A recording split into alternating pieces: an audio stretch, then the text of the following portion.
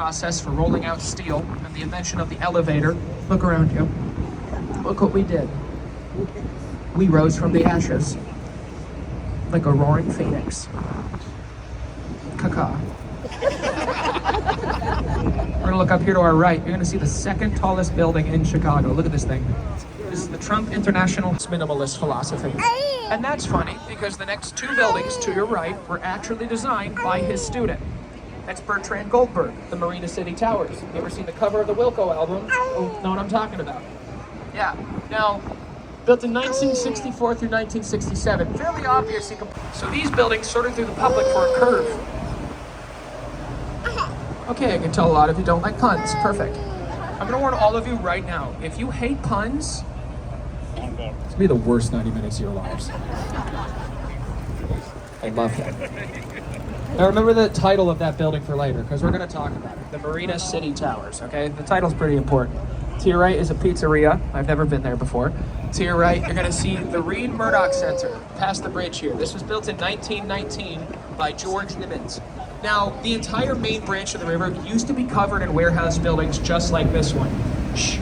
Now, I want you all to look at this building as a whole, okay? You see this center clock tower right here?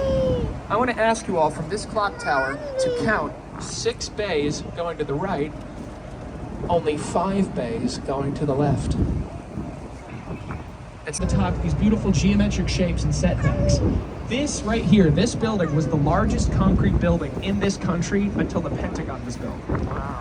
No joke, this thing used to have its own zip code. That's how big this is. There's 4.25 million square feet of space in there. It was designed to accommodate nearly 575 million dollars. Wow. Liquidize your assets. Yeah. Just kidding, don't take advice from a tour guide. This is where Chicago set its roots down. And really, this is where Chicago's name. Your left, the oldest building on the Chicago River, built in 1908 by George Abbott. This is the oldest building on the Chicago River. This used to be a cold storage facility for dairy products. Now it was rented, which, I mean, honestly, fair. They talk, our last 2 governors have ended up in prison. Let's just, a little bit of a track record. We're working on it. Now, you have to think, folks, half the population of this country is about to circulate through Chicago for this fair. We desperately need this, right? So Daniel Burnham designs over 250 buildings out of wood, cast iron, and staff. He paints it white, and he calls it the White City. Any of y'all ever read the book, The Devil in the White City by Eric Larson? Very good book, right, folks? Yes? Any fans of serial killer podcasts out here? There's a lot more hands. Yeah, you heard it.